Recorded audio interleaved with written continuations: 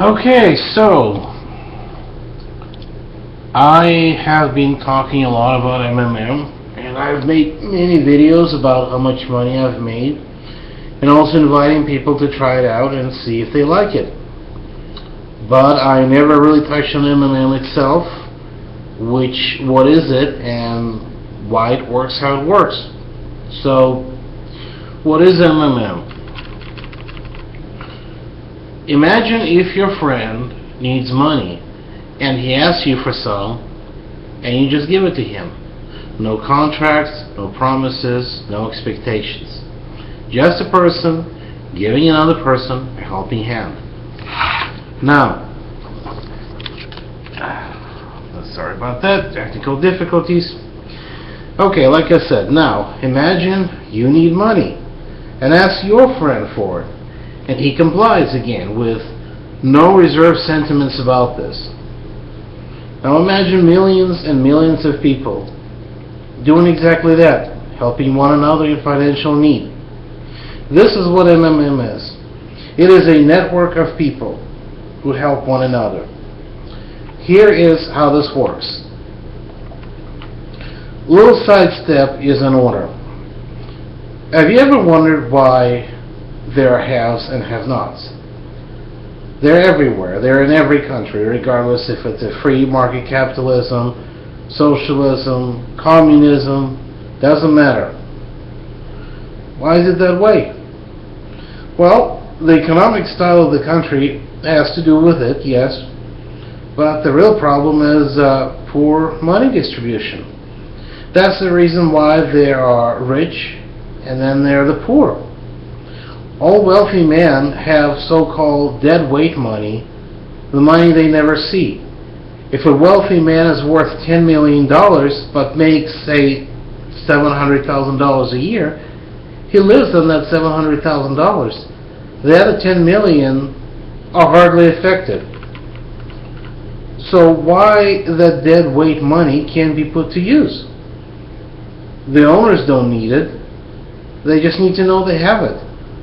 And if they actually need that aforementioned 10 millions, the other rich people will give it to them. That's how you properly distribute resources. You may object that there won't be enough money for everyone if the funds are distributed that way. And you're right, there won't be. But there doesn't have to be. Does the restaurant in a big city have to have capacity for several millions of tables? No, just a few. Because only that many people are in a restaurant at the time. So one aspect of MMM is that the money that isn't immediately used is being used by somebody else for the time being. The other aspect of MMM is speculative trading. Power is a currency, but it's not a security. It's an object of speculative trading. Usually when stock is issued, it is bought in hopes that the dividends will make it appreciate when it matures. But not all people are wanting to wait that long. So they sell stock to somebody else, this time on a promise that it will appreciate. Eventually, entire secondary stock exchanges came about that did nothing but buy stock, only to immediately sell it to a higher bidder on a promise that will appreciate come maturity. Soon after that, stocks were issued that did not have any dividends or maturation date. They were issued and sold purely with intent to immediately sell to a higher bidder, who could sell it to even a higher bidder, who could sell it to an even higher bidder, and so on indefinitely. Now, usually speculative trading involves large purchases executed by experienced power players. It is Mavrodi who realized that the same could be done only on a smaller scale, and a regular Joe with only a couple of bucks in their pocket could speculate as well. However, that's not all. Unlike regular speculative stock, whose price was determined by supply and demand, Mavro's worth was set up and increased by Mavrodi himself. Literally nothing but his whim. On paper it seems absurd, but on practice the real world happenings affect prices of stock and thus the volume of purchased shares. If nothing happens in the real world and people don't like it, the virtual price is affected and sales suffer. Vice versa, the positive news will increase the price and stimulate aggressive purchasing. That is a source of great bother, as events outside the stock exchange are not predictable, and thus so is the stock price. Mavrodi's personal decision to increase Mavro's prices eliminates the headache of watching world events, worrying how will this affect one's investment. Another way to look at it is this.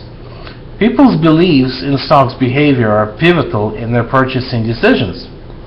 But if stock price goes up, and only up by simply manually appreciating it, the outside factors, often unpredictable and illogical, do not affect it, and thus make the stock more attractive to buy. More people believe, more people will buy. More people will buy, more people will believe. And what do they care about what happens to the company or factory? They didn't buy the stock for dividends, they bought it to sell to a higher bidder. These two parts are cornerstones of MMM. It is a speculative trading with the intent to globally redistribute wealth, so the poorest and most downtrodden could gain access to enormous wealth that is laying out there idle and untouched. The poor will benefit as they will have access to large sums of money, and the rich will not be affected as they don't need Scrooge McDuck-like vaults with cash. They just need to believe they got one. Here it is necessary to address another grossly inaccurate misconception about MMM. MMM, despite of what Wikipedia wants you to know, is not a Ponzi scheme. Look up a definition of Ponzi scheme, and you will see a standard black and white copy of a pyramid, where in the end, more people are needed to supply with money than there are people on the planet, and the pyramid collapses. The notion of unsustainability of the scheme is based on three assumptions. Assumption 1. New participants put in the money once and only once. Assumption 2. The profit is derived exclusively from new portion of participants. Assumption 3. Every single participant, once in possession of all of his newly gained money, takes out the entire amount from the structure. None of these apply to MMM. One can put down as much money and as often as they want to. The profit from appreciated Mavro comes from both newcomers and other MMM participants. And the only reason all the participants take out all the money simultaneously could be panic, which is an artificially induced phenomenon. Panic equals death to any business built on pyramid-like model. If all insurance claimants simultaneously claim the insurance money, the insurance company would go bankrupt, as would the banks.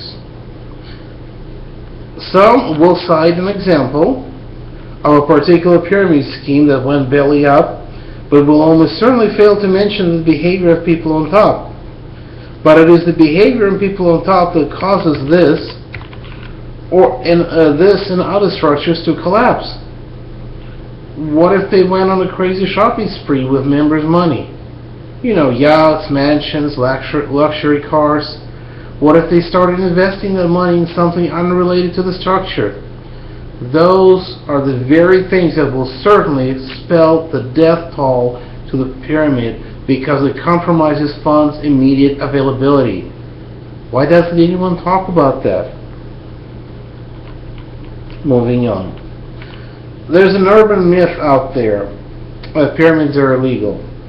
Those who claim these things usually cite a legal note that indicates that, quote, pyramid promotional scheme means a plan or operation by which a person gives consideration for the opportunity to receive compensation that is derived primarily from a person's introduction or other persons to participate in the plan or operation rather than from the sale of a product by a person introduced into the plan of operation.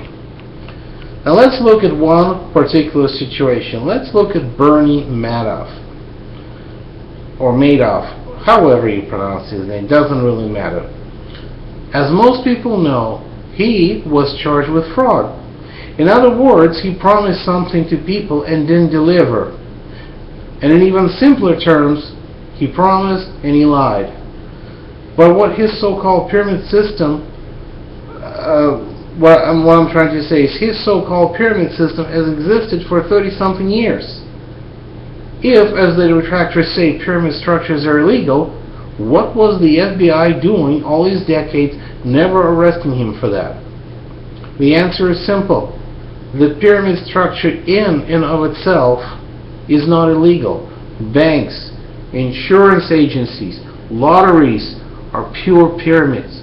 You get out more than you put in because somebody else supplied the money in the total funds pile, out of which you got your money. What is illegal is committing fraud using pyramid structure. Much like possession of a deadly weapon is not a crime, but assault with one will make the charges worse, as opposed to just an assault. So is pyramid structure not a crime, but defrauding people with it, as opposed to just defrauding, is. So, with those things put away, with those things put to rest, I hope that answers many questions, a lot of questions. And if people have any more questions, they're more than welcome to post them in the comments below. I will be more than happy to make another video explaining them. Thank you.